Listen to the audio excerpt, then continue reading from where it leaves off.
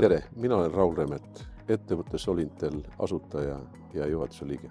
Me arendame roheenergial toimivat targalinna teenuste multifunktsionaalset platvormi, mille abil me muudame nii linnas kui ka elektrivõrku mitteomadel aladel elavate inimeste elu paremaks ja seda kõikjal maailmas.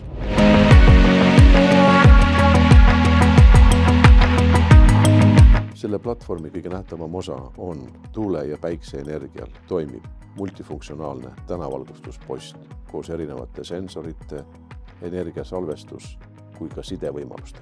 Meie kliendiks on kohalikud omavalitsused, keskkonnateadlikud, kinnisvaraarendajad ja rohekogukonnad.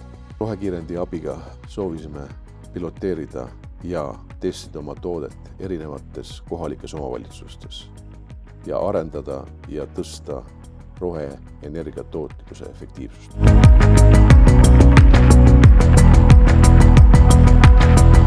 Selle aasta lõpuks on meil paigaldatud 5 erinevat pilootprojekti nii Eestis kui ka Kreekas.